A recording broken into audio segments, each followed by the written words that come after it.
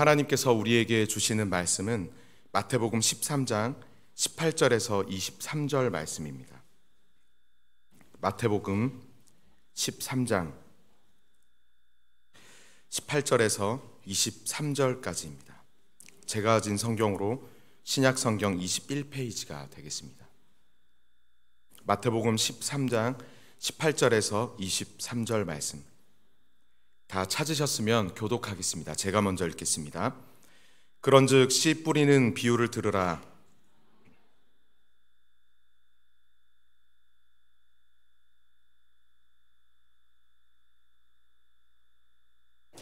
돌밭에 뿌려졌다는 것은 말씀을 듣고 즉시 기쁨으로 받되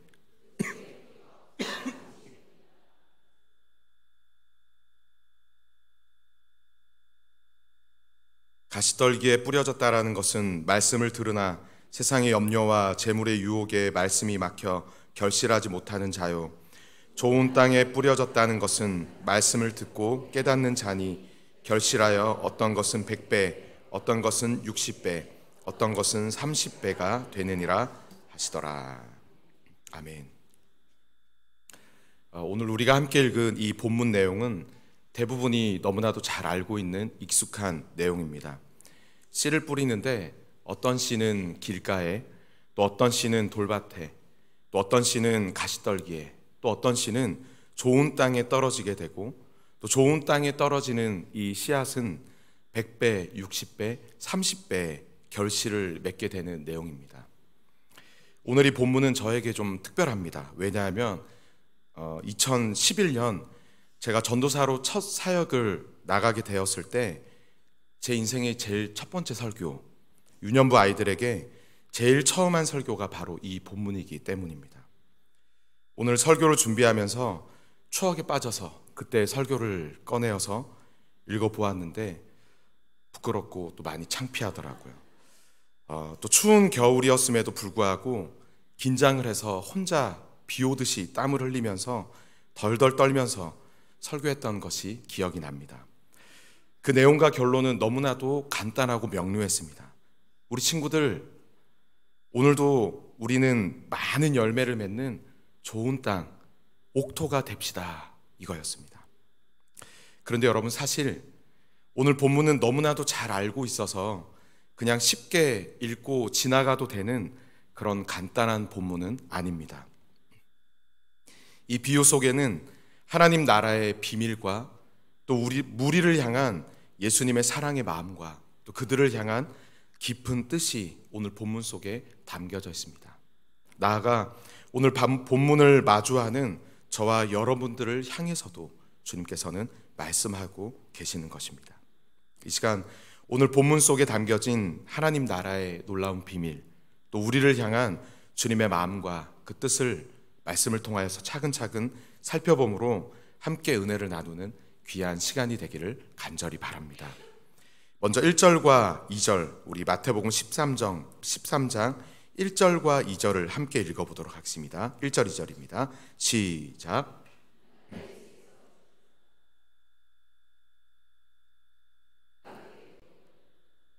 예수께서 배에 올라가 앉으시고 온 무리는 해변에 서 있더니. 아멘. 1절 말씀에 따르면 오늘 이 예수님의 말씀이 선포된 장소는 어디였습니까? 바닷가였습니다. 바닷가.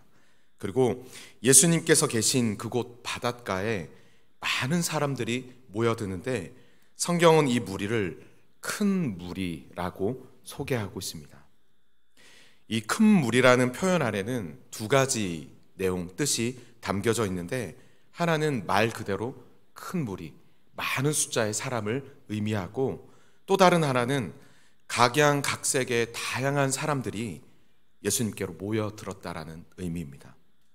그냥 많은 사람이 온 것이 아니라 다양한 성격의, 다양한 목적과 다양한 이유로 나온 많은 사람들이 예수께로 모인 것이죠.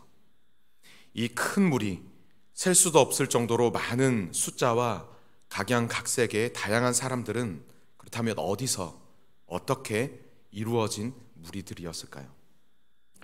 연속해서 살펴보고 있는 마태복음의 이 앞의 내용을 통해서 이 무리가 어떤 무리인지 또 어떻게 이루어진 무리인지를 우리는 확인할 수 있습니다.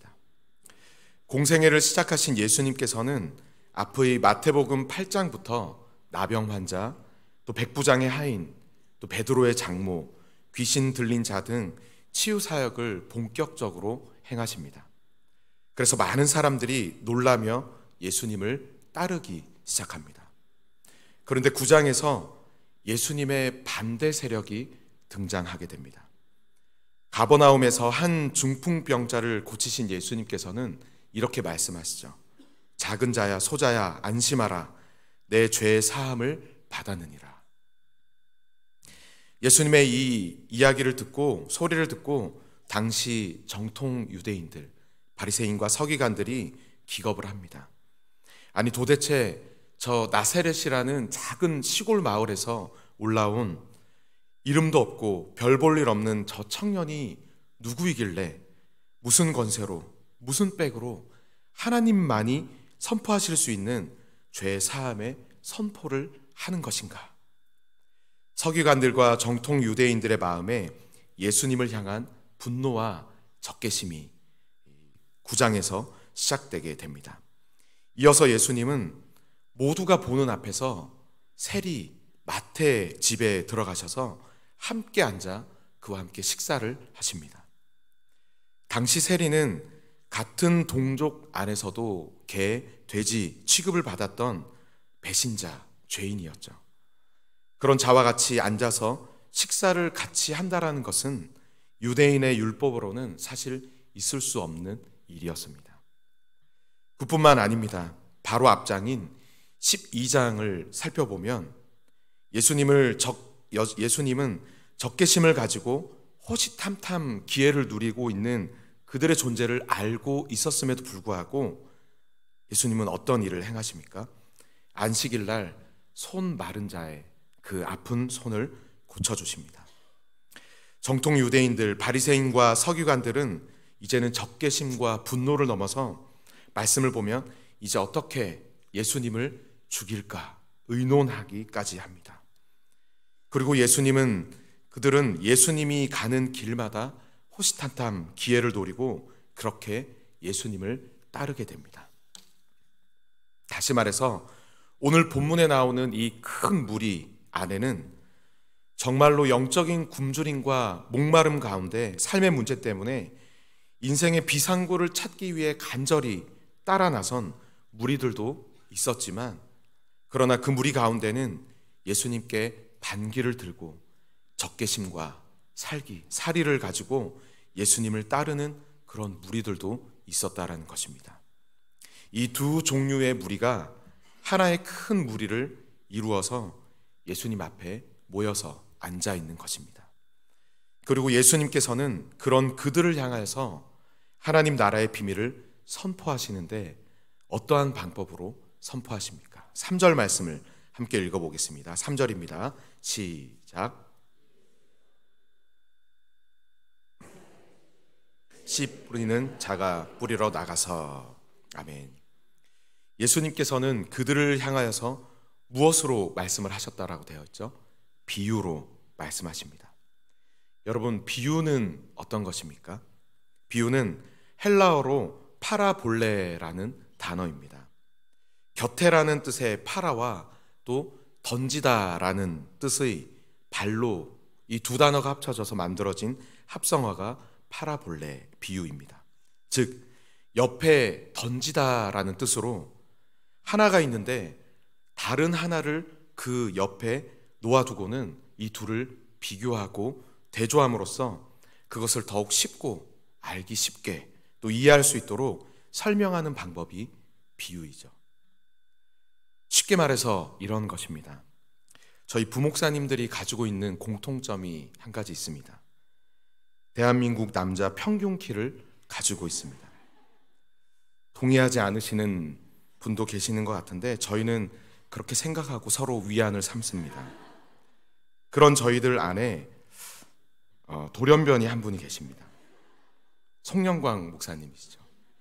그런 그를 우리는 다 골리앗이라고 부릅니다. 그런데 이 목사님, 송영광 목사님이 혼자만 서 계시면 사실은 그가 그렇게 큰지는 잘 모릅니다. 그런데 이 사실이 언제 가장 잘 드러나게 됩니까? 송영광 목사님 옆에 다른 목사님들이 같이 서 있을 때 그분의 키가 확실히 크다라는 것을 굳이 줄자를 가지고 재지 않더라도 쉽게 확인하고 알 수 있다는 것입니다. 예수님께서 비유로 말씀하신 이유가 바로 이것입니다. 나중에 제자들이 예수님께 나와서 모두가 떠난 뒤에 왜 예수님 비유로 설명하셨습니까? 라고 묻자 예수님께서는 13절에 이렇게 대답하십니다. 그러므로 내가 그들에게 비유로 말하는 것은 그들이 보아도 보지 못하며 들어도 듣지 못하며 깨닫지 못함이라. 하나님 나라의 비밀에 대해서 진리와 생명의 말씀을 선포하시는데 보아도 보지 못하고 또 들어도 듣지 못하는 그들을 위해서 예수님께서는 더욱더 쉽고 정확하게 전달하시기 위하여서 이 진리의 말씀 옆에 4가지 종류의 밭에 이야기를 두어서 더 쉽게 비유로 설명하신 것입니다.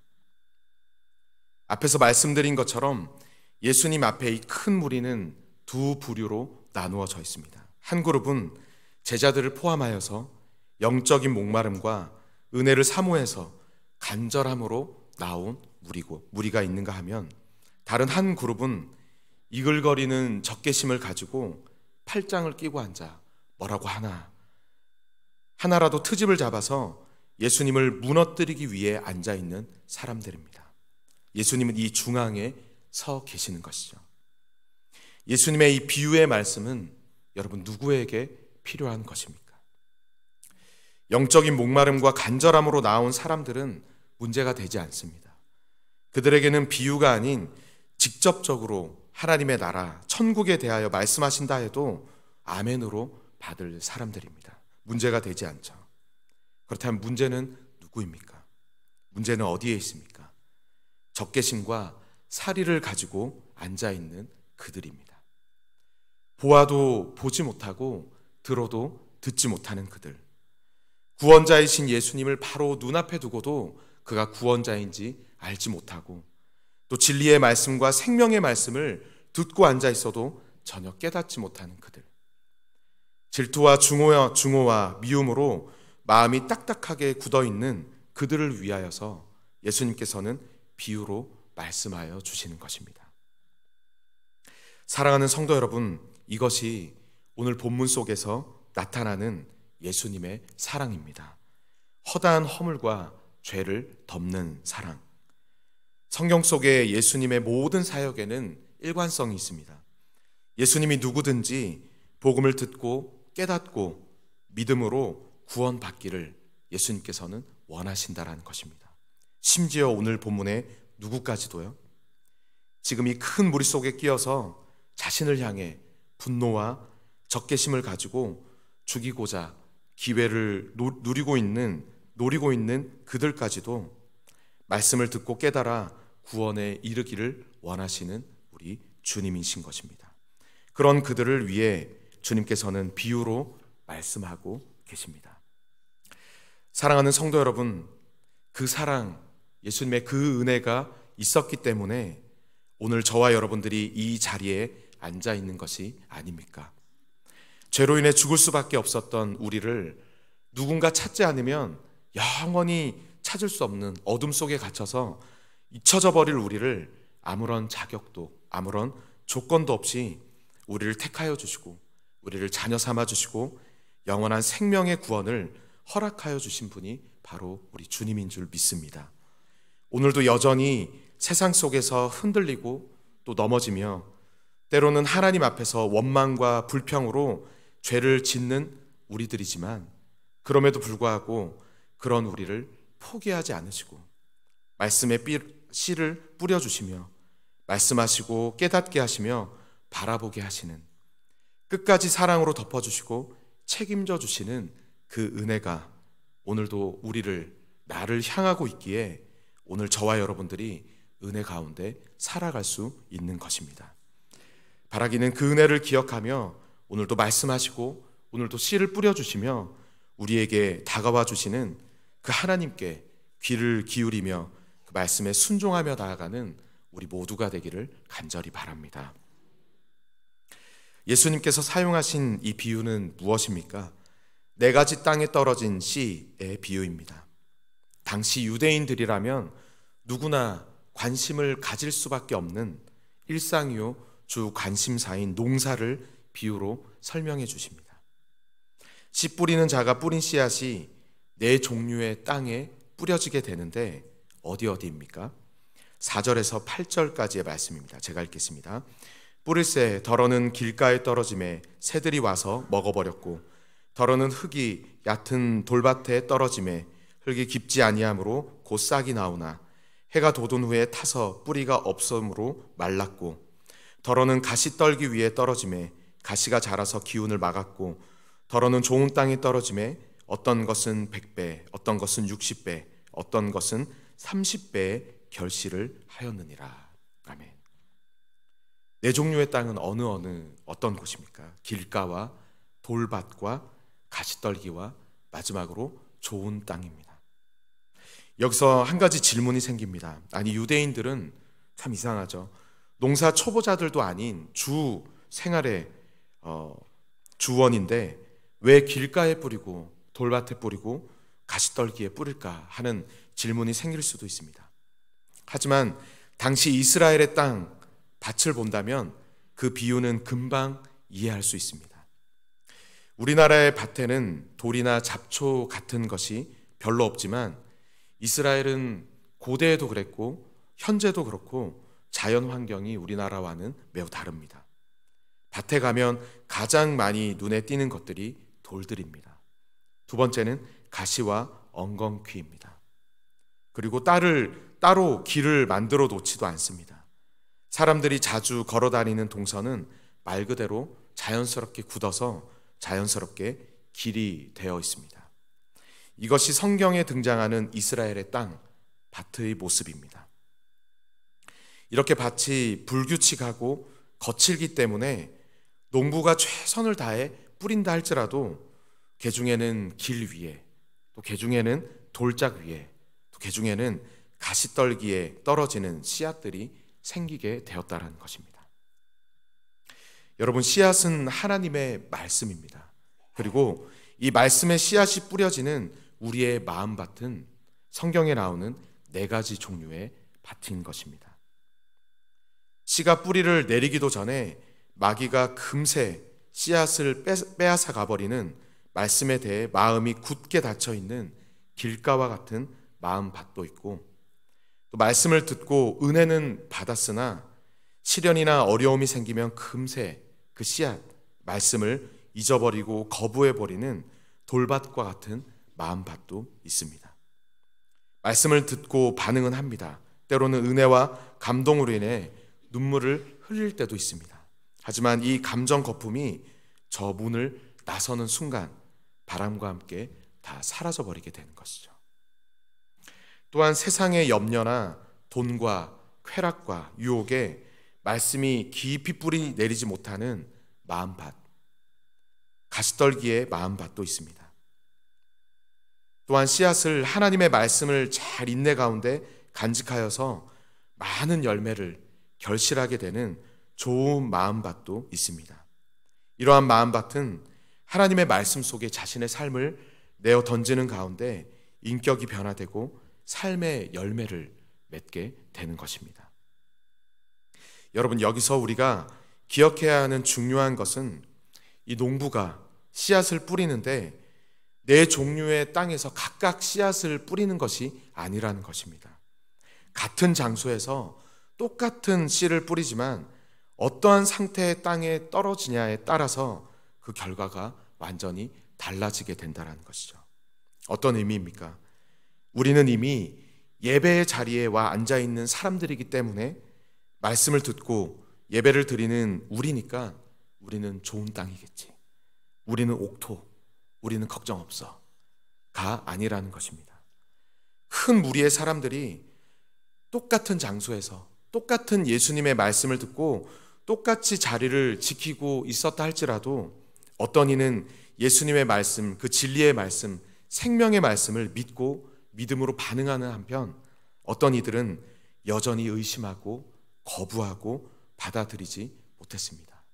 마찬가지로 오늘 우리가 어디에 있고 내가 무엇을 하고 있는지, 또 우리의 모습이, 보여지는 우리의 모습이 중요한 것이 아니라 오늘 우리의 내면, 또 나의 영적인 상태가 어떠한지, 우리의 마음밭은 어떠한지, 길가는 아닌지, 또 돌짝밭은 아닌지, 가시덤불은 아닌지 하나님 앞에서 날마다 나 자신을 돌아보며 점검해야 한다는 것입니다.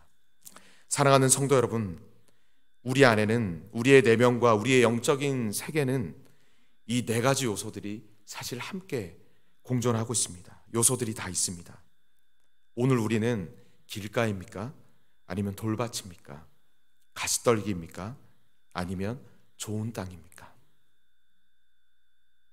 어쩌면 예수님께서 비유로 말씀하실 당시 예수님의 제자들은 자기들은 지금 주님과 함께 있고 무엇보다도 예수님께서 우리를 제자로 뽑아주셨으니까 우리는 좋은 땅이겠지라는 그러한 생각을 가지고 있었을 수도 있습니다.